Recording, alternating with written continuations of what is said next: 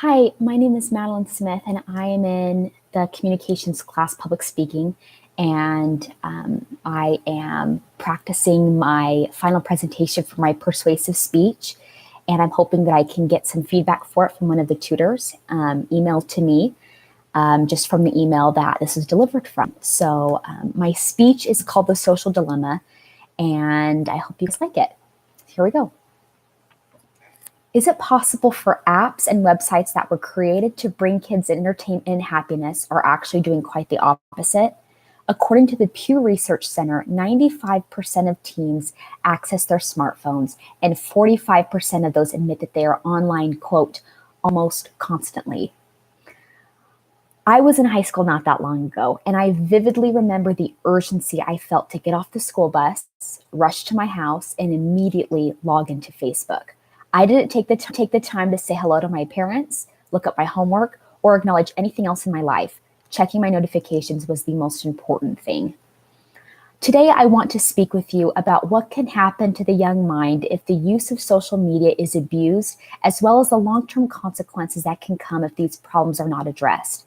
Two of the primary issues today's adolescents face are A, a hindered ability to communicate effectively in a face-to-face environment, and B, the prevalence of bullying and feelings of inadequacy. Let's begin with the issue of communication. The ability to communicate effectively is perhaps one of the most important skills young people can acquire. Good communication skills open doors. According to the Department of Children, Schools, and Families, communication is not just about the words you use, but also your manner of speaking, body language, and above all, the effectiveness in which you listen. Though it can be easy to assume that young people are communicating, quote, all the time through the use of their keyboard, that logic is only partially true considering what the DCSF stated. With this, essential parts of effective communication are missing, like the interpretation of body language and tone of voice, which cannot be factored in through use of social media. Young people often thrive on knowing that they are being listened to, whether that is by friends, family members, or strangers on the web.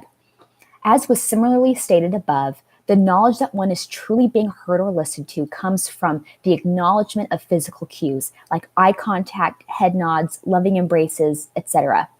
Over social media platforms, these essential acts of pure attention are physically impossible to be present, and with the fragile nature that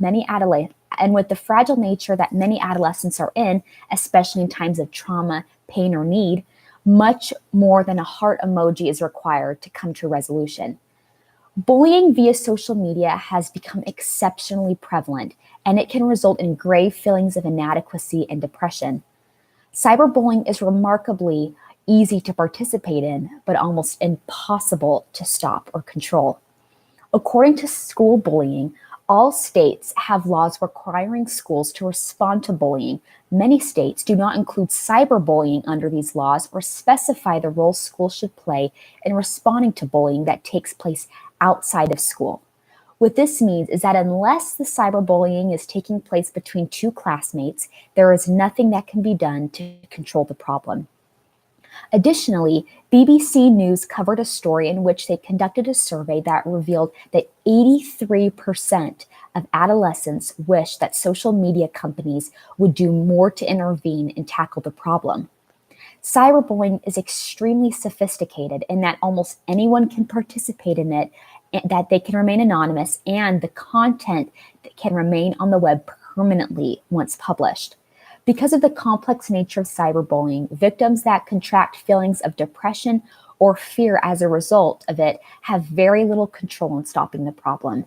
The feelings that come as a result of cyberbullying attacks can negatively impact children's productivity in school, decrease their self-esteem, and encourage the development of a plethora of other psychologically distressing feelings. I have only scratched the surface, but I hope I have made it clear just how devastating the results of an abundant, unmonitored use of social media can be in the lives of adolescents. The society of our nation's young people would not be what it is today without the presence of social media. These kids would not have the ability to keep in contact with those that are important to them, make new friends, become familiar with what is going on in the world, etc. However, these kids are also much more prone to verbal and emotional distress from what is really important in life and have a hard time communicating effectively face to face. Though social media can be so useful and entertaining, it is going to inhibit the development of quality communication skills and increase the risk of bringing cyberbullying to fruition in the lives of our young people if it is not controlled and put as a lower priority than those things that really matter. And that's what I have. So please email me your feedback so I can tackle whatever problems are in this before I submit it. And then I'll also submit the feedback to my professor. But thank you so much.